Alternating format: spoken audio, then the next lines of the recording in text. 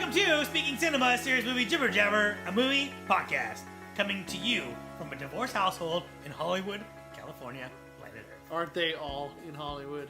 Divorce households. Aren't they all in America? Oh, jeez. Listen to us Jibber Jabber every single Monday on Stitcher and iTunes and SoundCloud, on Twitter and on Instagram, on Tumblr and on Facebook. Speaking Cinema. If you like what you hear and you're so inclined, rate, review, subscribe, help our show out. Help get the word out. We like people. Spread for the our most part. disease to others. What? Oh boy. I am your host, a creepy alien that everyone thinks is cute, Mr. Jibber Jabber.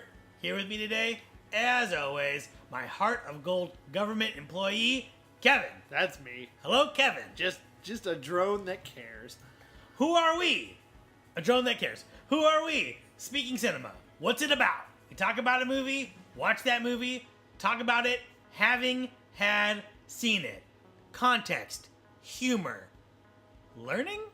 On the agenda today, we dive back deep into the summer of 1982 one last time and simultaneously kick off season 7, in which we will take a look at the collective work of Steven Spielberg, aka El Spielbergo. This episode is two things: a wrap up and a startup. It can be two things. This time on the Jibber Jabber, he is afraid, he is alone, he is 3 million light years from home. 1982's E.T. the Extra-Terrestrial. Some would say the 1982 movie, the best one that came out, or at least the most seminal. Some would say. Directed by Steven Spielberg, written by Melissa Matheson, Who passed away recently. Rest in peace. R.I.P. Starring Henry Thomas, Drew Barrymore, and Peter Coyote. Peter Coyote, great porn name, great professional wrestler name, great actor name. Produced by Amblin Entertainment, released by Universal. If you're not familiar, while visiting Earth, a group of alien botanists is discovered and disturbed by an approaching human task force. Because of the more than hasty takeoff, one of the visitors is left behind. The little alien finds himself alone on a very strange planet. Fortunately, the ET soon finds a friend and emotional companion in 10-year-old Elliot, a lonely boy whose parents have separated. Thank you, user Julian Rishik from IMDb. About sums it up. Bit of background, according to legend, after his parents divorced in 1960, Spielberg created an imaginary friend who was an alien. He said that the imaginary alien was, quote, a friend that could be the brother I never had and a father I didn't feel I had anymore. End of part 1. Part 2. He's developing a movie called Night Skies about aliens that terrorize a family, with a subplot of one of the aliens befriending a kid. That project never got completed. End of part 2. Part 3. Tells screenwriter Melissa Matheson about his idea. She writes the first draft of E.T. in 8 weeks. Columbia, now Sony, passes on this idea for allegedly thinking it was a wimpy Disney movie. Oh boy. In the history of bad business decisions, that's up there. It is said that having worked on Close Encounters of the Third Kind, Spielberg felt confident in his ability to work with a cast of children. For the role of Elliot, he auditioned hundreds of boys. I hate when people brag about that. Now, these days, it's like, oh, we looked at 20,000 people. It's like, how do you compare 20,000 people to each other? You can't. And then you ended up with this jamoke? What does that say about fucking the world?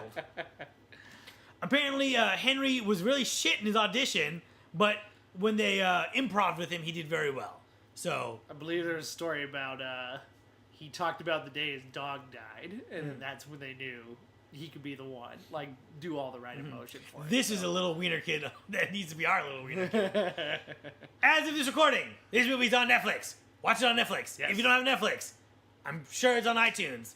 And I'm sure it's on Blu-ray. I'm sure it's on a lot of different formats. Get your hands on it. You know, there was a DVD that they were like, hey, once this is all out, it's gone. You know, never gonna come back. There's plenty of copies of that DVD out there. We're only going to print 1 million of those. Kev, have you heard of the movie called E.T.? Have you watched it? When did you see it? Certainly have heard of it. And I've definitely seen it before. But this was never a staple movie in my movie collection, like as a child. Like we didn't own it, and we didn't really watch it. Like I said, I've seen it. I can remember scenes from it, but I've probably only seen it once in my life, and watching it this upcoming time that we're gonna do, I really feel like it's gonna be. This is the first time I'm seeing E.T. I really feel that way. I'm in the same way. I realize now, especially after talking to you for 50 podcasts in a row, that my mom was not really a movie person. If we wanted a movie, she'd get it for us, like, Blockbuster, Yeah. but, like, she was never like, hey, you know what you kids would like? The Wizard of Oz, Yeah. E.T., Poltergeist. She was never like, I want to watch this. Let's watch it together, which I assume I would be if I ever had a kid, which I will never have. So, I saw some clips from E.T., but I don't think I've ever seen E.T. all the way through. And that's kind of how I feel too. I know I've seen it start to finish. Well, which directly contradicts what I just said. Yeah, that's cool. I know I've seen it, and I remember parts, but could I recall every single beat of it? I just know I can't do it. So I remember the ET ride at Universal. I do remember the ET ride. I may have puked right before I got on that ride. Oh boy, oh jeez. A lot of anxiety in my childhood. I remember kind of the best part of that ride is at the end, and there's ET, and you tell him your name beforehand, and then ET says goodbye to you and says your name. Goodbye, So, Kevin. Goodbye, Carol. Goodbye, Goodbye, Krista. Kevin. Goodbye, Christy.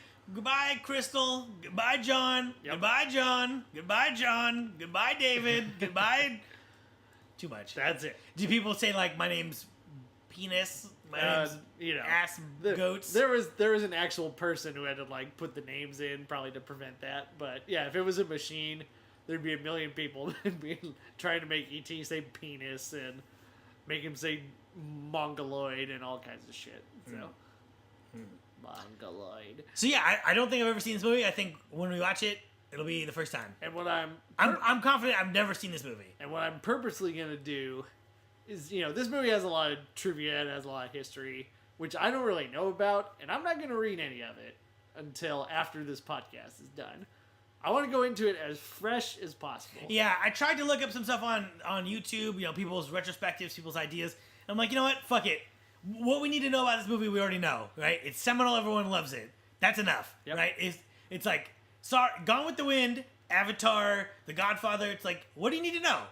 Everyone fucking loves this thing, so go watch it. If it's good, it's good. One of those things is not like the other. Well, yeah. I think that The Godfather's overrated, too. Okay. So this is our first Spielberg-directed film. We've done a lot of movies on the podcast, a lot of movies he produced. Jurassic World, episode 4. Poltergeist, episode 47. Gremlins, episode 32. But we've never done one that he flat out is responsible for. Except for maybe Poltergeist, halfsies. Yeah, no. Allegedly. How do you feel about El Spielbergo? He is definitely one of my favorite filmmakers. Interesting. And I know a lot of You're people... not alone. I know a lot of people that don't like him, and I'll debate it till the cows come home. He can make any movie. He can do any style, any way, do it in his kind of signature way, but bring something interesting to it.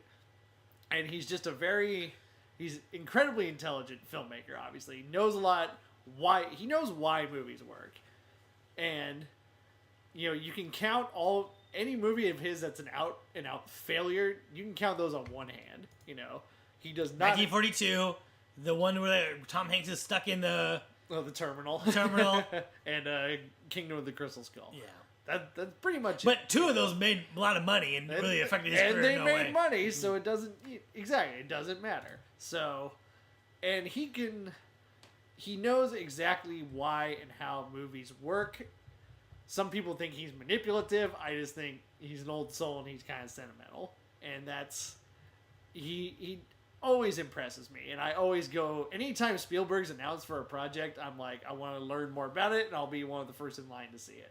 So... Whether it's Bridge of Spies or Munich, Kingdom of the Crystal Skull, I was there opening weekend. I saw that movie twice that weekend. Wow, twice in 1 week. I was graduating college that weekend, so two groups of friends wanted to go. Okay. And it was bad. The people who say, no, you need to see it twice, Wrong. It's awful twice. I want to touch, before I get into my thoughts on the sentimental thing, I think that if the thing about being sentimental is if you're overly sentimental and it fails, it blows up in your face. Yes. But if you're sentimental and it works, then it works. I think that people are afraid of that because it's hard to do. In the same way, I think people are afraid of doing something scary because they don't know exactly how to do it. And a lot of people aren't, especially these days, aren't prepared to handle sentimentalism or something because it cuts deep into you if it affects you, you know? If you were a kid from a divorce, like E.T. might be the movie that like it could hit too close to home, you know? From what I've heard. And it's, you know, that's a hard thing to give that much naked emotion to it. It's like, right. That's tough to pull off. People think it's easy, and sentimentalism can be manipulative in a way where it's just cheesy and they're just, you know, whatever. Right. But the way Spielberg can pull it off is it really, you can relate to it in a very believable way, and it's not always easy to handle. So I think people can be scared of that and could reject that too. It's tough to deal with your emotions that way. So, and one more thing I want to comment on. You say that he can make any movie, or he has made every movie? He can, and he's getting close to making every kind of movie. Because I think... As we're going to look in this season, we're going to look at a wide swath of his filmography, and we're going to see a lot of different styles he can pull off. And while I will concede that he has a variety of movies in his repertoire, you know, a lot of good war movies, a lot of good war movies that aren't really war movies about the fallout of war and about the meaning of war. Arguably the greatest horror movie of all time in Jaws. Yes, Jaws is a horror movie. Suck it if you don't agree with me. I will say he's never made, and I think will never make, and I think is incapable of making, an erotic movie. Really? Yeah. And I think he admitted that when he was on the... He can never make Eyes Wide Shut, basically. Right, exactly what I'm saying. Because they gave the Palme d'Or to that movie, Blue is the Warmest Color. Yes. And he was on the jury for that. And I think I saw it in an interview, and I believe I remember this right. He was like, yeah, I wouldn't be able to make something like this. And, you know, now you've said that, I believe that. To make that kind of raw of emotion, especially a movie like Blue is the Warmest Color. Don't know if you've seen it. Movie is raw as hell. I may have skimmed You may have watched skimmed it on some scenes Netflix. from that movie. I may... The one where they eat spaghetti. There's one where they're eating fish with their hands, and I'm like, evocative. But he's not my favorite. He's not my favorite. I think I remember some of his misses, War of the Worlds. You know, that's a movie I'll defend. I don't care for that movie. That's fine. Maybe we'll get to it later. But at the same time, for every one of those, he has a Saving Private Ryan, which is like arguably the best movie of all time. Jaws, one of the best movies of all time. And in terms of, he's like the Beatles. In terms of film history and importance, to say that he is not is just to be naive, right? That's just a naive statement. There's literally, people say, oh, that's a Spielbergian style movie. Right. You know, or tone or whatever. Right. Jaws invented the summer blockbuster, or was the first example of how you can do it. You know, you have a quote unquote genre movie that you upscale a little bit and you make it a bigger thing. You know, to say that he's been relevant in every decade since he came out, to say that he's not that's just crazy talk. But it's in terms of like, I'm not reverential in the most way people of our generation are. I don't love his style to my knowledge, but then again, I'm not sure how really familiar with his filmography I am, and it'll be interesting to revisit these things now. You know what I mean? I don't think I've really seen a lot of his movies since I went to film school, since I came out to LA, since these things and that things, right? So it's different when you're a kid than when you're an adult. Yeah. So revisiting it will be interesting. And it's funny, I remember his name, like, really associating it with fucking Tiny Toons and Animaniacs. Yes, like, yes. That was my introduction to, like, hey, this guy, he's a movie insider, he's important in a way, and he's got a beard. Like, that was kind of my introduction. And then I watched Jurassic Park, and I'm like, wait a minute, that's the same dude who did Tiny Toons and Animaniacs? That's cool as hell. See, and I'm not being fair because I love Jurassic Park. You know what I mean? That's like You better love Jurassic Park. That's one of my favorite movies. So it's tough, right? It's like, how can someone have two movies that are amongst your favorite movies, Jaws and Jurassic Park, and you're like, yeah, he's okay. You know what I mean? Like, that's not really... He's done so much and has tried so many different things, and it's okay. He fails every now and then, but not for lack of trying. Mm-hmm. You know, you never get the sense that he's not 100% committed to every movie he's making. Yeah, and I also like Indiana Jones. I don't know, maybe I'll eat my words in a minute, but... I'm excited to talk about when we watch Munich and do Munich for this season, because that's a very... Yeah, we'll save it for the Munich episode. Mm-hmm. He makes a lot of movies that I have no... I think what it is he makes a lot of movies I'm not interested in. Like, I'm not interested in Amistad. I'm not interested in The Color Purple. I'm not interested in Catch Me If You Can. Oh, no, you should watch that movie. You really should. Yeah. I promise you it's not what you think it is. It's quite good. Yeah, no, I mean, I like Lincoln. I don't know. Maybe just his name doesn't impress me, but maybe the work will. Also, upcoming for summer movie wager, the BFG. That's right. Not interested. What? It's Roald Dahl. Not interested. Your soul is ham. That trailer, listen, I'm not saying a trailer can make you, but I am saying a trailer can make you, Suicide Squad, but that trailer was just like, whoa, this looks like not something I want to see. Very intrigued. I need evocative trailers, Kev. I need them to evoke emotions. He didn't like the giant hand coming in and like, it's just magic. No, that's the best part. It's magic. Magical. Also, I think another thing that I don't like about him is he can be very out of touch. Oh, he can. And I don't want to put that on any reason why, because he's rich. But he says things like, he thinks eventually a movie ticket will be $50. And I'm like, unless $50 is equivalent in inflation to what $20 is now, there's no fucking way.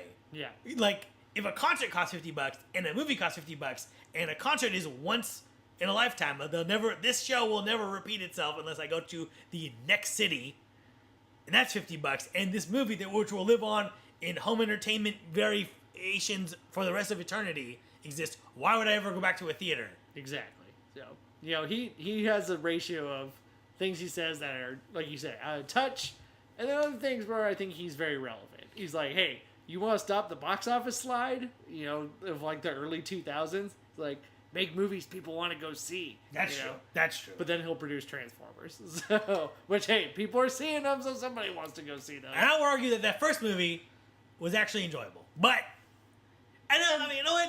At the end of the day, I think it's because I haven't eaten in a while and I'm feeling a little negative.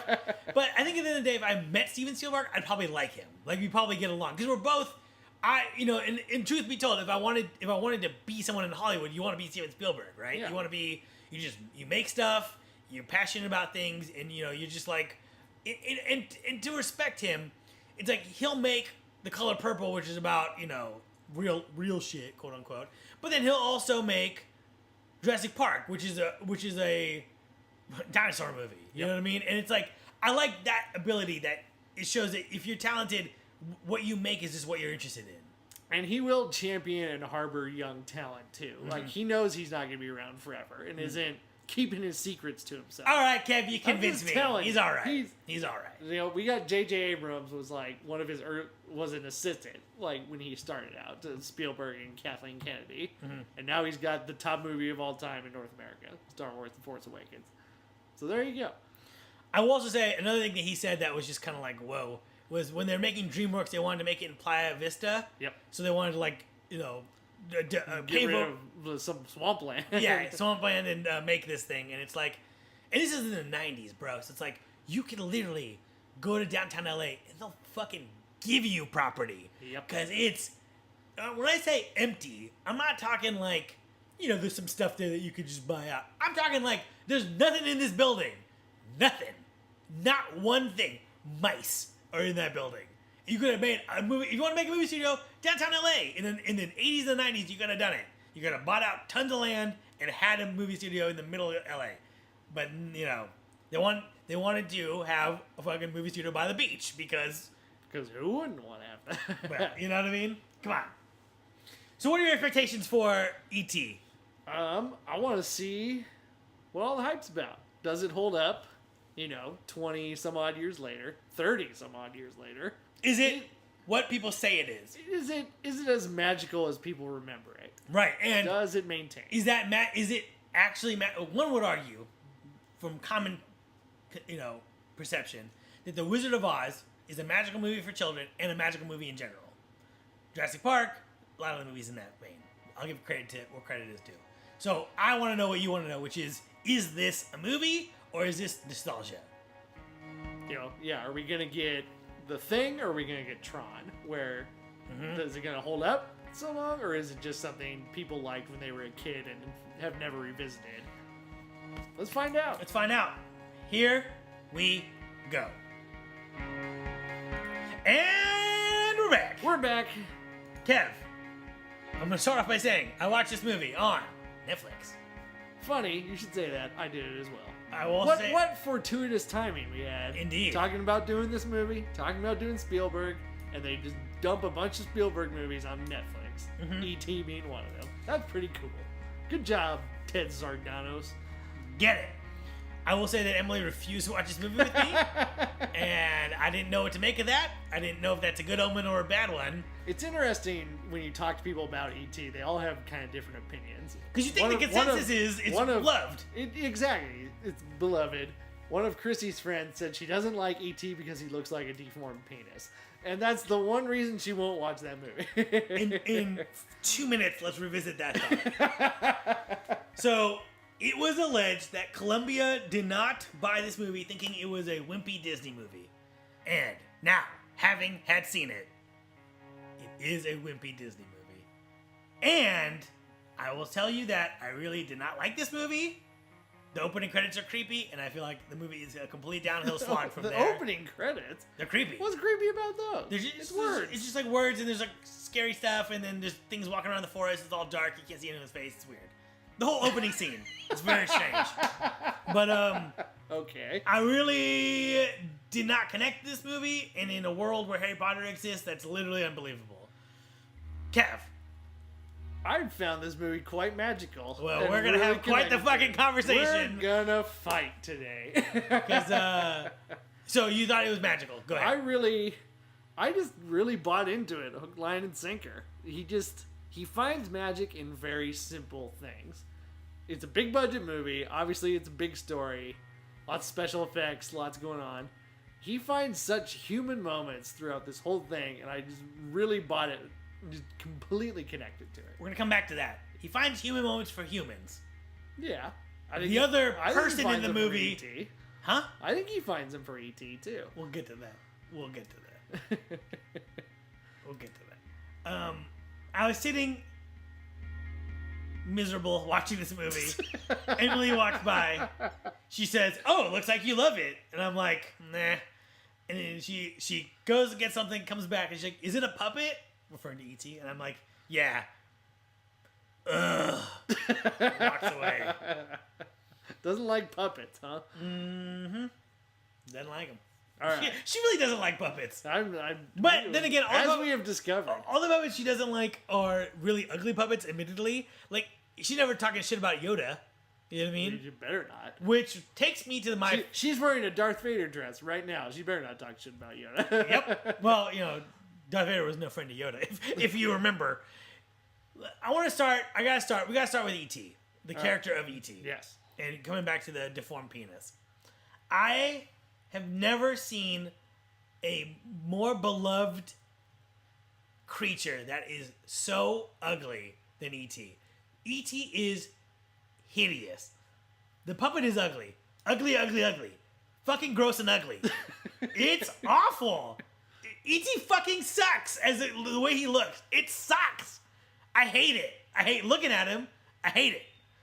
And I was thinking of Yoda the whole time. I was thinking how Yoda is so charming, and he's kind of like he shouldn't be charming because he's like the size of a baby, but he's an old man. But something about the roundness and how he is. Frank Oz's performance. Yeah, it has a lot to do with that. So. And I agree with you, and I think it's the performance and the way the physical puppet looks and the way he hangs on Luke's back and the movement and the lack of movement. I think is very charming.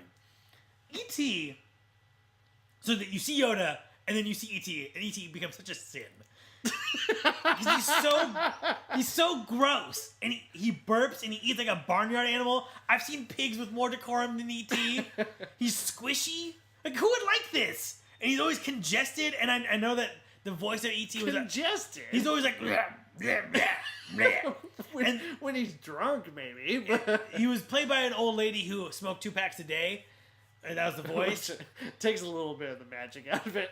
You just picture some like grizzled old lady hooked up to an iron lung, like phone home. And then so for all the toys and all the cartoons and all the things, his stomach lights up like a Care Bear, right? Yeah. I'm like, oh, cool. But when it lights up in this movie, you can see all his organs. It's fucking Not really. It's disturbing. No. I hated it. Defend him. Wait, before you defend him, fucking hated it. Go ahead. He is, from a child's point of view of which this movie is filmed, I agree. he is a completely endearing character. He's the one thing Elliot can connect to in this world, where it's very much established. He's kind of a loner, kind of a wiener kid. Wait. Definitely a wiener kid. He's a wiener kid, but he's a not in the fucking. And they tell him out in that first scene where it's like, oh, wiener kid wants to hang out with his big brother. Get out of here, you wiener. Go get his pizza, wiener. But not in an annoying way that the kid from Poltergeist was a wiener kid. I will concede that the kid from Poltergeist. Fuck that kid. I'll take 100 Elliots before that kid from Poltergeist. I'm with you. He's a wiener kid, and it puts it into perspective that the kid from Poltergeist is a borderline just like kid, you need to like did your parents not push you? Do they do everything for you? Are you that stupid? Mom, a storm's coming. Expectations. Kid, if you were a gerbil, you'd be the first one eaten. All right? Yep. Sorry, kids. Gerbils eat their babies. And E.T.'s kind of the wiener kid. You get the sense he's the wiener kid of the aliens, right? I will say that, and I'm going to say this and I'm going to excuse it. But the plot of this movie intrinsically is just, it makes no sense. So you tell me, creatures that are It's so simple. The creatures capable of intergalactic travel. Light years of travel. They're from a place that we can't even see. They're so far away, right? So they can traverse huge distances succinctly. One must imply. I have a fan theory about that. Bring it up later. One must imply. And yet, they can't fucking do a head count when they get back in the ship? Oh shit, we left one of them behind. Oh no. They were waiting for him. There's the one dude standing on the platform. He's like, where's E.T.? He's like, we're waiting on the guy, and the humans are just too fucking close, and they gotta go. I will concede that that's not the point of the movie, and it's made very clear that that's not the point of the movie. The point of the movie is not an investigation about how alien life works and how E.T. is essentially analogous to Elliot, and that he's a child. And I will fully concede that the idea that he doesn't understand how anything works is because he has this childhood wonder, and that's the whole point of the movie.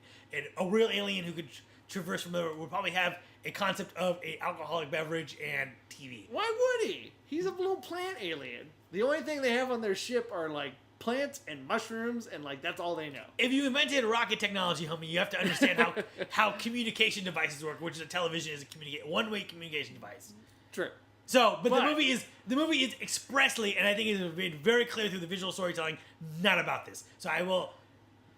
The court stenographer that is sitting to the right of us will scratch that from the record. I will concede this. I'm just saying, I found that to be a little bit annoying, and then later in the movie, I'm like, well, that's not what it's really about. Go ahead. All right, so it's the only thing Elliot's ever connected to, and yet, is he the prettiest alien we've ever seen? He's no Jabba's assistant. He's the worst. If you could name an uglier alien, I'd like to hear it right now.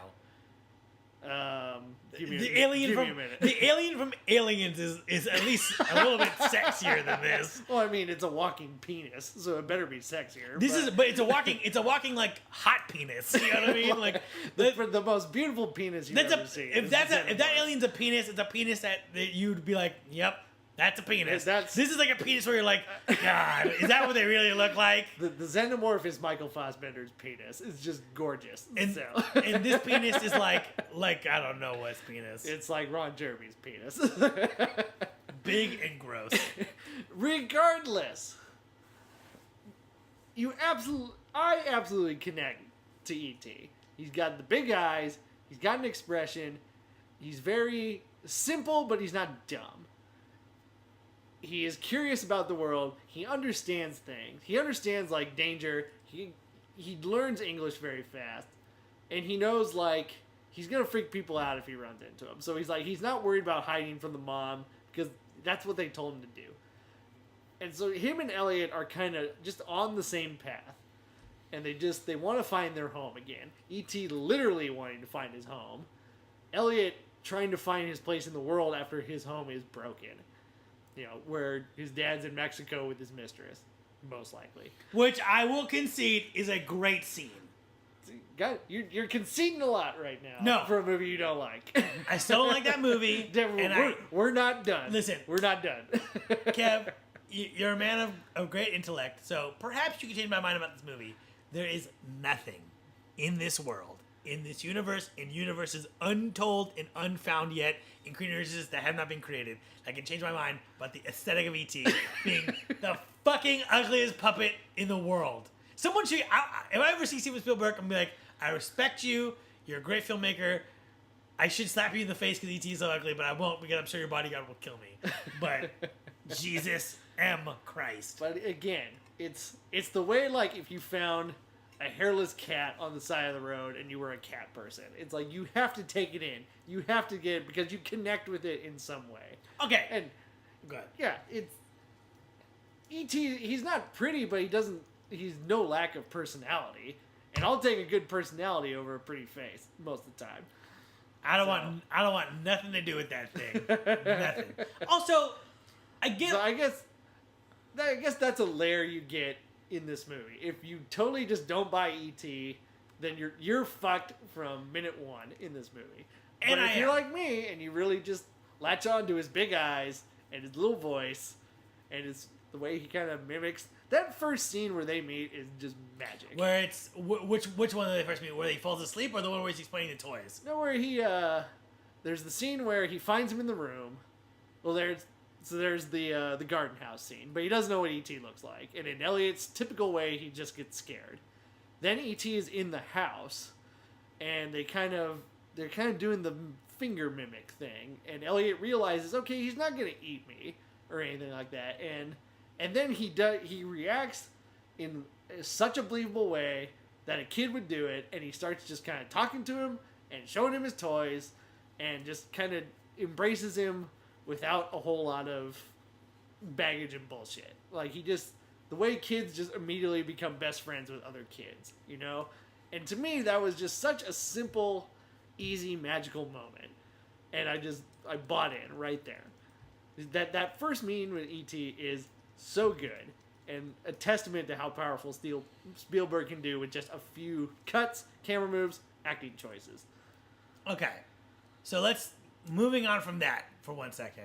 So then they're connected, and then you find out later that they're connected emotionally. Yes. Which I guess is analogous to them being best friends. And then I think it's a way that his alien race works, because he connects to plants in a very physical way. He can make plants like they live and die on him. So somehow the way this race works is don't give me that side eye. And then in the climax of the movie, E.T. dies, and then Elliot's like, oh man, this sucks. And then E.T.'s like, oh, it sucks and I'll come back alive. What? Death has no stakes here. What just happened? I know there's probably more to it than that. I think so. Deus ex machina. No. The machines of God. No. We've written ourselves into a corner. We don't know what to do. No. Explain it then, Kev. Explain it. Love brought that alien back to life, right? And when your cat dies, let me know how love treats you then. My cat's not an alien who can control plants. Fair enough. And I also don't have a cat. Mr. Mittens cannot control plants. I agree. So I think it's where Elliot really discovers he's a wiener kid, he's a loner, his house is broken. It's the first thing that he has figured out how to love outside of his Greedo toy. Since he was a kid, you know, like since his house fell apart. It's like that E.T. is the first thing he can nakedly give himself over to. And I think that's what brings E.T. back to life. It's just a lack of life is what a lack of life is what killed him. which is He was killed by death. It happens to a lot of people. Killed by death. But, it's a lack of just caring, a lack of... maybe I'm just an old sap. Maybe I just... maybe this is why I connect with Spielberg movies so much. But I'm not afraid of that sentimental side. And if you don't have a little love in your heart, then nothing's ever going to thrive. I mean, I got love in my heart, homie, but you can't... But it's for wrestling. It's for professional wrestling, fried chicken... Fast cars. And, yeah, I just, like, that whole, I just feel like it's very hard in movies when you defeat death, because then what matters, right? What other stakes are there? And I guess in this one, it's like being lonely, but I just don't know, man. I just don't know. I think this movie is brilliantly done from the kid's perspective. We don't see another adult's face besides his mom until an hour and 20 minutes into the movie when we see Peter Coyote's character. Like this Which movie, is he's the government guy with the keys on his belt. Yeah. That's the first time we see an unobscured adult face that is not Elliot's mom. And so this movie is very much from a child's perspective, from a child's emotions, from a child's logic. And I think they capture that, or Spielberg captures that in an extremely effective way. Okay, but I mean, okay, I can see that in the sense of, like, you got this world that is, like, from a kid's perspective, and I guess he's an outsider, so he thinks it's cool when it's, because he's on the outside. You know what I mean? So it's like, so for example, Elliot or E.T.? I don't think he thinks it's cool. He wants to be included. He wants to play Dungeons and Dragons with his brother. Right, so the world is cool, but he's not part of the coolness. He's on the outside. So it's like, because you have, so we'll talk about that a little bit, right? Because you have this world, and it's this suburbia that, like, I don't know, man. My suburbia did not look like this. And I'm kind of getting sick of this Spielberg influence shit where it's like, it's suburbia, there's a million kids everywhere, we're all hanging out and having fun, and, we all come, there's 50 kids at this bus stop. You know what I mean? It's like, in the suburbia that I grew up in, man, there was none of this shit. You know what I mean? There wasn't people just hanging out on the street, chilling, relaxing, playing b-ball outside of my school with a couple of guys up to no good, trying to make trouble in the neighborhood. None of that. It's just, I don't recognize this world at all. You know what I mean? Like, in what world does a Dungeons and Dragons player also play football? It's a good question. in Toluca Lake, apparently, where this is shot. And like, to further alienate me from the world, they're dissecting a frog alive? What? That's what you did back in the day. Is it? Yeah. You chloroformed the thing. It died, basically. When you dissected a frog, did you dissect a frog? I never dissected a frog. Would you my mom dissected a cat in her class. Ugh. Yeah. Would you dissect anything? I never took biology. You never took biology? I was a chemistry kid. I like that shit better. Wait. In your high school, you didn't have to take biology? Yeah, we had a whole science thing. You could take any elective science you wanted to as part of your science credit. And I did chemistry. I did 2 years of chemistry. Liked it better. Interesting. We had to set things on fire. We had to dissect biology was not required in my school. We had to dissect a feral pig or a fetal pig. Yeah, fetal pigs. Yeah, that's standard. But it was dead. It came dead. You didn't have to fucking kill it. But again, so Elliot is connected to E.T. emotionally, and he can't handle just this wanton killing. So this movie's against that idea. It's saying it is barbaric. He lets the frogs go, and he makes out with the hot girl in the class. Good job, Elliot. Way to go. And he did it all drunk. That's even better. So to get to your point about the suburbia, I think it's more an Americana thing. And I think Spielberg weaves it all in really effortlessly in a way that does not feel cloying. He's got... Strongly disagree. We'll get there. So you got comic strips, toys, trick-or-treating. A closet that literally the size of the apartment that we're in right now. That closet was 20 by 20. And stacked with toys. You had to fit that camera, apparently. It's a kid's perspective. Of It's course, like- that closet's gonna look big. I'm just saying, listen, if I like this movie, I would totally be with you. But because I don't like this movie, to me, that just feels like a all of my valid points are gonna be squashed. Well, I'll be fair. If I like this movie, I would disagree with you. But not liking this movie, that feels really lame as an explanation, right? But that's the same with anything. I'm sure there's people who listen to our Thing episode who don't like horror, so it's like, how can you say it's gross, but it's not too gross? It's super gross. You know what I'm saying? If you don't like The Thing, fuck you. That's a fact. I will say that the world feels lived in and nothing feels like a set. It feels like feels like you're in the burbs. It feels like that. You know? Well, it feels like that shed is full of stuff. It feels like every drawer is full of things, right? Like it feels like if you were on that, Elliot could have opened any drawer and found some stuff. You know, like that drawer's full of scissors and batteries and rubber bands. Yeah, exactly. Again, another little bit of suburbia. Yeah, so it doesn't feel like sets. It feels like a world that that is lived in. I just think that in the execution of that, it just betrays a sense of reality where it's like everyone's just hanging out on the street, playing a game of kickball. See, but that's what you remember when you're a kid, though. I know. I hung out with the neighborhood kids. We walked to the park all the time, just did our thing, like without a whole lot of parental supervision. So I guess I latched on to that vision of what their suburbia. When you got sick, did your mom leave you home alone with no medicine and no TV? Not no medicine. She said, you better be sleeping, though. You better sleep that off. I got left home alone. When you were 10 years old? Probably. You're full of shit. I could be handled. It was all right. Mom would call in, check in on me from work. She trusted me. Apparently. Yes. So, I guess to me this is a world I recognize, and it's played up. But again, the way a child would remember it, because it's totally, the camera's always at like a child's level. It's from Elliot's perspective. It's a world. It is a child's world, told in a realistic way, I think. Let me talk about some stuff that I really connected to. I thought was good. And I think the best part of this whole movie, like an hour and 45 minutes in, the movie is way too long, but we'll get to that. The BMX chase is really, really strong, and I feel like that is a great sequence. I think that is shot exceptionally well. I feel like it's they clearly they're having like young BMX kids do this. But I don't think that it's not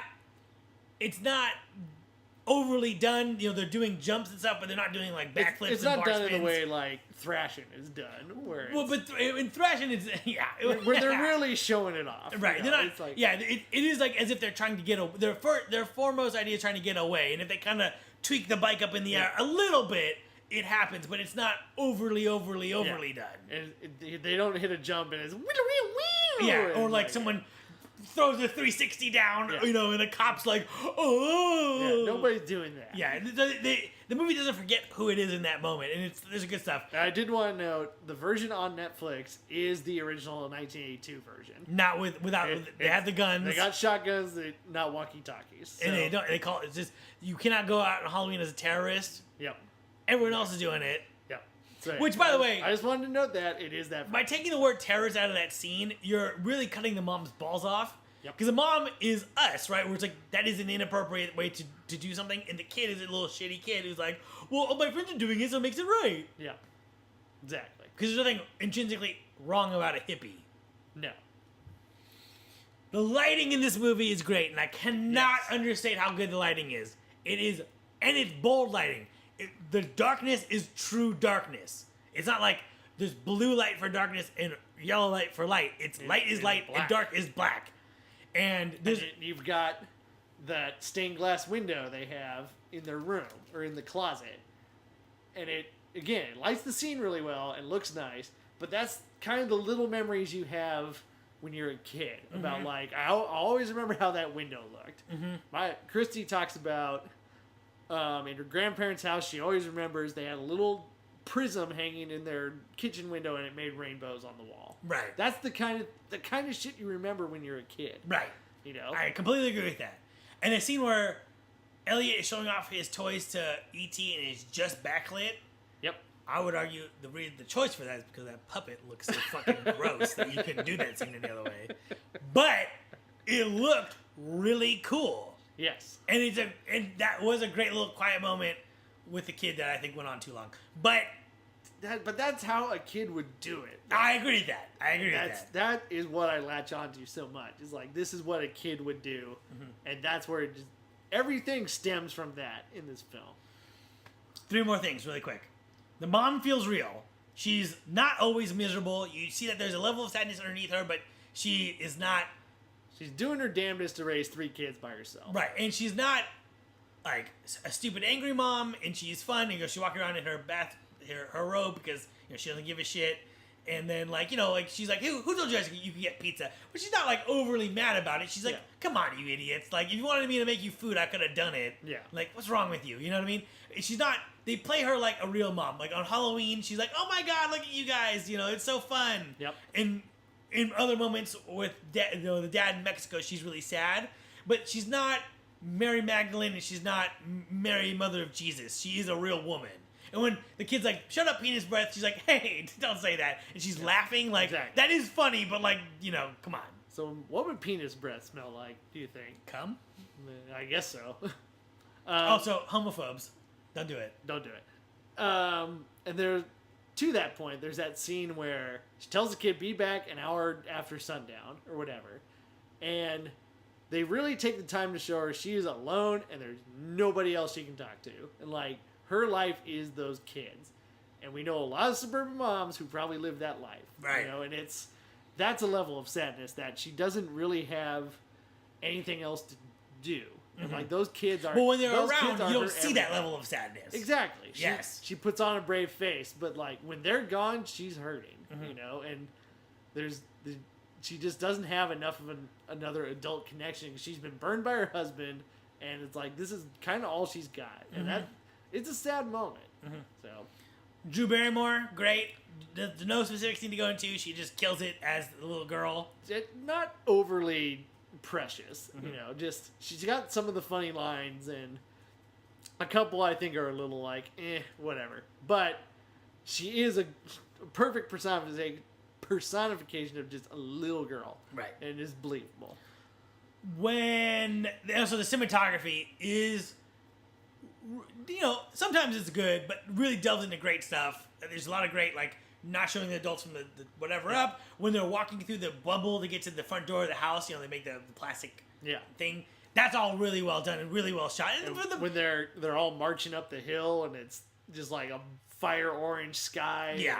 And then there's some vistas, when they're on top of the hill and you're looking down at suburbia. And never mind one of the great shots in cinema, the bike going past the moon. Yeah. It's one of the most legendary shots. Yeah, I'll give it to you. It's good. I think when the bikes fly, when it's all the kids with the bikes, you could tell it's dated, but it's still charming. Yes. And that's the benefit of Spielberg in all sense. When he uses visual effects, he does know how to use them in a way that ages well. He's one of the best visual effects directors who has ever worked. I would agree with that. But I also will say, when the NASA people show up and why they're wearing spacesuits, I cannot understand. Everything after this movie, I just can't get down with it. E.T. looks like a zombie. They're connected somehow. He comes back to life. What's going on? They're doing all these tests. They know about him, but they don't know anything about him, and it's just I tuned out. I will concede. One issue I think that would have really made this movie stronger is give clear motivation to the science people, the NASA people, of what they want to do to E.T. Because they kind of just have him. And they're played as villains. They're played as villains, but you don't know what they want. Right. What if... And they're not... And what we can see, they're not doing anything wrong. Exactly. They're trying to save his life. Exactly. What if, you just give one quick line to Peter Coyote's character of...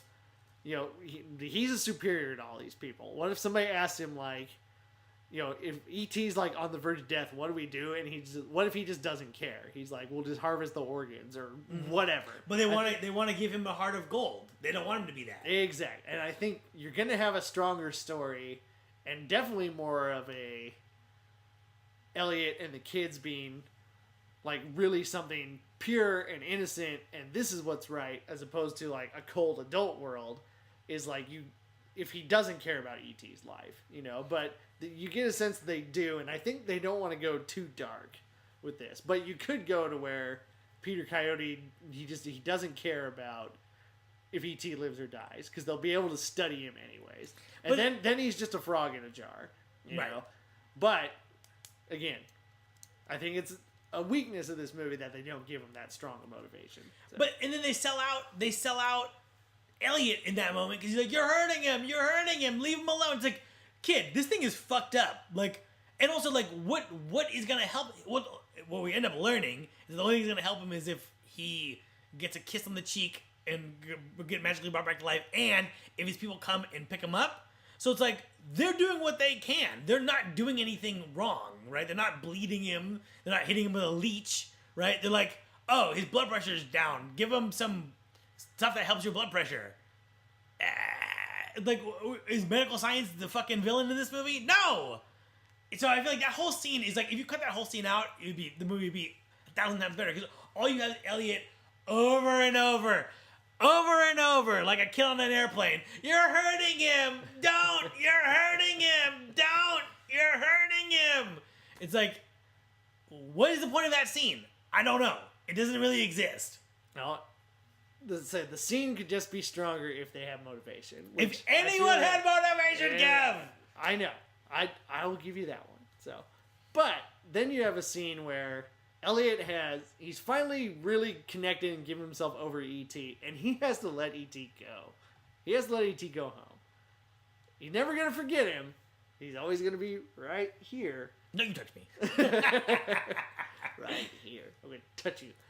But it's like, and then that's another profound moment in Elliot's life of you can have those connections, but they don't have to be around all the time, you know. So he's been burned by his dad, he's been burned by his friends.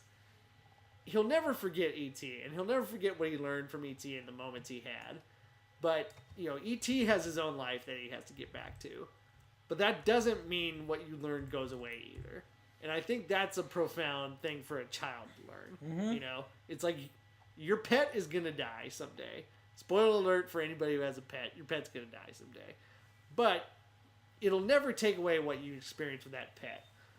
Same with your parents, grandparents, friends. Like, just because they go away doesn't mean they're gone forever. And that's a very profound lesson. As an atheist, soul. As an atheist, I may disagree with you. As an atheist, I disagree with you. Fair enough. It's the things you keep with them that you keep in your heart. In this movie, literally, you keep in your heart because E.T.'s like, I'll be right there. They'll always stay with you even after they're gone, and that's a very hard thing for a child to comprehend. And it's, I think, one of the first big steps you take into adulthood. Is learning that lesson. I get what you're saying. I just feel like I get what you're saying. And this movie just does that in a very literal way. I like what you're saying. What I don't like is how that takes 2 hours to get to. It's not an easy process. I'm just saying, a big lesson to learn. There's lots of scenes where it's like cut off the head, cut off the tail, cut off some of that middle. Let's just shorten this all up. Sure, it could. There's a couple scenes that can move a little better. But don't you dare cut out the scene where E.T. gets drunk, because that scene's hilarious. I hate that scene. Oh my god! Also, I laughed so hard. Why does E.T. have to slurp everything? You don't have. What do you guys drink out of on your home planet? I don't know. That's how he does it. Oh, he God, I fucking hate that. Also, you said, he has no concept of an alcoholic beverage. He doesn't know what a Coors Light is. He's gonna just check that out. He doesn't know it's beer. They don't have beer where he's from. Apparently not, but. That scene just makes me laugh endlessly. I just feel like I found myself so bored so many times in this movie. I was so compelled through the whole thing. Just watching it like a little kid. Good for you. Good for you. Also, I know we kind of touched on this, but I got to bring it back up. So you're sick. Your mom says stay home, don't watch TV. So what are you gonna do? Just reflect on your own mortality being sick? Like, what if you're sick and you can't sleep? What are you gonna do with your time? You read? No, if you got a headache, you can't read. Yeah, you can. Shut up. I hated that. All right. I hated that. I can read. I was so fucking upset when this happened The one of the guys hunting ET picks up a Reese's Pieces off the ground and eats it. What are you showing me? I'm gonna eat these random forest candies? I'll kill that guy. Oh my god. If the Reese's Pieces doesn't kill him first. Let's get into some post Q&A questions. Ready? Let's do it. Reese's Pieces or Reese's Pieces? I always say Reese's Pieces. Because you don't say pieces. Not pieces of Reese's? I don't want a piece of pie. You say a piece of pie. You know, a pieces of pie. Pieces of pie. No, I want pieces of pie. I think it's a West Coast thing. On the East Coast, I think they're Reese's Pieces. Reese's On the Pieces, West Coast, I think they're Reese's Pieces. I mean, I always say Reese's Peanut Butter Cup. You know? Right. I don't say Reese's Peanut Butter Cup. So then, Reese's Pieces or M&M's? M&M's. M&M's. But M&M's totally got fucked over. Well, they fucked themselves over by... They offered them to be like, hey, you want to have M&M's? Like, we'll say the word M&M's in this movie. And they were like, no, your alien looks like a deformed penis. No. I mean... And Reese's Pieces skyrocketed sales. Basically, birth product placement with this movie. I get why they said no. It's an ugly alien. I would have been like... And hey, it's not like M&M's is struggling right now. Yeah. They got plenty of money, but...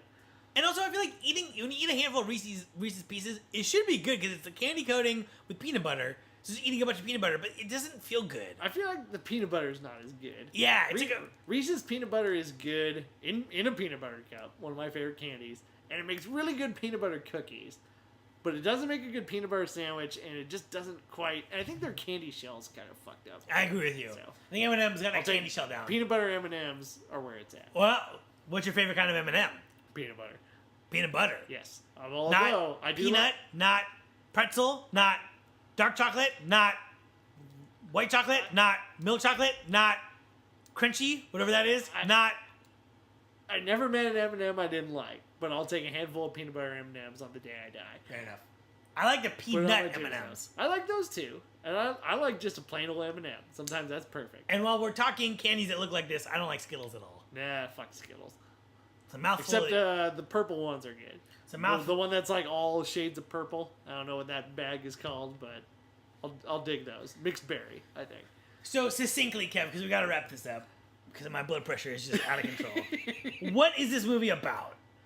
It's about growing up and accepting that the world you know will eventually, it will change as you change. And the hardest part about growing up is accepting that change and living with it. And I think this movie really sums that up extremely well. When we get to the crazy fan theory thing pitch, let's come back to this point. Well, let's wrap it up real quick. Nitpicks. E.T. the Extra-Terrestrial, so it's Extra-Terrestrial the Extra-Terrestrial. So it's like ATM the machine. Exactly. So, yeah, I agree with that. Okay. What are we doing here? We never hear him. How does Elliot know to call him E.T.? He just kind of starts calling him E.T. Right. So there's no scene where he discovers like, oh, you're an extraterrestrial. Like he reads in a book. That's a big word for a kid that age to know. If you read in a book, extraterrestrial, I'm gonna call you E.T. I will say that my other problem with this movie is that the scenes where Elliot is not in, he knows stuff that when there's scenes where he's not in where he learns some things like you just said, he knows that he's an alien, and it's like he knows he's not human. Well, sure, but he could be a troll, he could be a zombie, he could be a fucked up elf, but it all gets covered up because they're connected. So it's a just paint it all over. Also, when they order the pizza, they're saying get pepperoni and extra sausage and none of the little fishes. Listen, first of all, it's such an 80s cliche. And also, don't be such a baby, you fucking guy. God, you're such a fucking baby. You can't have anchovies on your pizza. It's like, first of all, who orders anchovies on the pizza by default? That was an 80s go-to joke. It was like anchovies on the pizza. Also, have you ever had anchovies on the pizza? Yeah, they're gross. I don't like them. They're salty. Yeah, deliciously salty. But like a fishy salty. I mean, I don't really like fish all that much. So. Also, the traditional sauce has anchovies in the sauce, right? Yeah, I know. My grandma's Italian. All right. We're going to hear about your Italian mother all night, but let's keep this moving. Any nitpicks for you? Like I said, learn to ET too much. Okay, so we got it. There's the part where they use the defibrillator on ET, It definitely looks like they just kind of raised the puppet up and dropped it. It's like, okay. Most other moments I totally buy. E.T.'s very expressive. I believe him as a character. That moment, I'm like, it's a puppet. They picked it up. They dropped it. Awesome things. It takes place on Halloween, the best holiday, and they use that to their advantage like that. Yes. That's it. Elvis Costello poster. Kids got good music taste. I also will say it's cool how they live in the world that it's like, this is a Greedo. This is Han Solo. I like that. Elvis Costello, It's a real world with real things that we buy. Mm-hmm. It's not, Let's Potato Chips, which is in every TV show. Yeah, let's. Crazy fan theory or sequel pitch or remake idea? Crazy fan theory. And I think this one really holds some credence.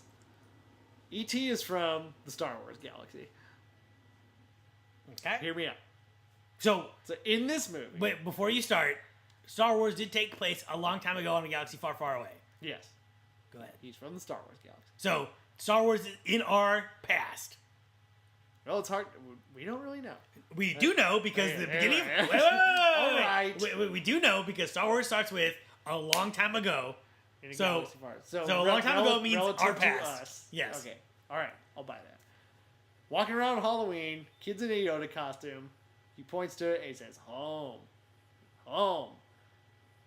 In episode 1, The Phantom Menace, in the Senate scene, in one of the little pods, are little ETs. Mm-hmm. And episode 1 is canon in this new Star Wars universe. E.T.'s from the Star Wars world. He's from there. It's a big universe. He doesn't necessarily connect with the Skywalkers or anybody, and he won't show up in the new trilogy. But he's from the Star Wars universe. He knows what Yoda is. So, but you're saying what you're really saying is that in the ET universe, Star Wars is both history and a fictional movie. Because how do they know what Yoda is if True. and Han Solo and Greedo and everything. So it is both a part of their collective history and a motion picture put out by Lucasfilm and 20th Century Fox, now Disney. Yes. It Right. totally worked. That's why it's a fan theory. Yep. I will say that the better version of this movie is called Super 8. J.J. Abrams directed it. Woo. Everything you've talked about is done 1,000% better in that movie. Have you seen the movie? I have seen Super 8. It's about the kid and his mom's dead and he has the locket and he has to let it go and all this shit. Yes, I agree. Some things I don't like in Super 8, but overall it captures that, again, a Spielberg vibe that is very much almost a subgenre, the Spielberg family drama. Mm-hmm. And now that you say that, it does explore extremely similar themes with a little older kids, you know. And Slightly older. And they're doing cooler shit like we're making a movie. Yeah, You know? and stealing cars and fighting a monster. Yes. Yeah. Which the monster in that movie kind of let me down. Well, I thought. But we'll save it for the Super 8 movie. Yeah. But you know, I will say this about Super 8. I love that you get to see the movie they made. Yes. That's yes. an excellent part of it. It is. But again, that's Spielberg's influence that will be timeless. Mm-hmm. You know, we're somewhere down the road, someone's gonna make a movie and they're gonna say it's an ET homage, or there's moments in it that are ET. ET was kind of ground zero for that. The supernatural family story. Right off. Well, supernatural is not the right word. The sci-fi family story. We'll call it that. So, normally we end this by saying, in the end, did you like this movie and it work? I'm going to let you have the last word. But, so, in the end, did I like this movie and did it work? No. I think it's technically well made, but it's nothing I can connect to, and it's not stylish enough to pull off what it's attempting, and I will never rewatch this movie ever again. Sorry. Kev, did you like this movie and did it work? I did like this movie. I absolutely think it works. I think it is timeless. It tells a timeless story that I connect to as a kid who was kind of a loner a little bit. It absolutely enthralled me from start to finish. And just so many little moments of pure magic in this, what you can think of as a big Hollywood movie. You know, it has a big scope, it's got a big budget, but it has these great little moments like E.T. and Elliot meeting for the first time. E.T. getting hammered drunk, which I think is hilarious. E.T. and Elliot's last moment together. You know, I'll be right here. It's like that. one of the best movies about growing up, I think, and tells it in a very creative way. And from my point of view, I think the biggest lesson the kid has to learn from converting from a kid to an adult is you have to learn how to let go. I think there's adults that can't handle that right now, and something not everybody learns. But I think that's the first big step of you gotta cherish it while it's there because it could be gone any day. All right, fair enough. So, yeah. I think history will be on your side. I think that's history's already on my side. and but I think the path of the righteousness is beset on all sides. So there we go. That's it for this episode. Thanks for listening to our conversation. This was a good. I like this 1982. Yeah, reflecting on it, you think it was a good good time?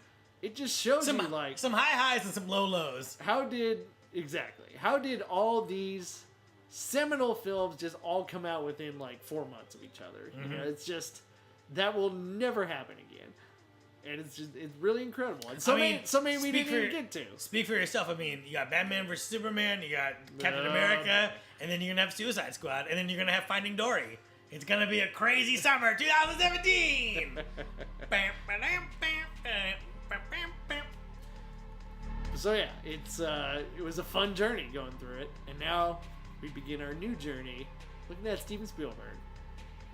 I'm excited for that one too. Here we go. Follow us on Twitter. Oh, I'm excited as well. Let me just say that. I'm thinking that thought and I didn't say it. Yeah, although we've started off on a wrong foot. Well, you know, apparently, as we tend to do. There's some good shit that he got. He has Indiana Jones. There's a lot I'm looking forward to. Follow us on Twitter at Speaking Cinema, Stitcher, iTunes, rate, review, subscribe. This episode written by me, Mr. Double J. Music by Jeff Russell. I'm your host. Kev is also your host. That's Kev over there. For me and for Kev. We'll see you next time. You don't have to go home, but you can't stay here.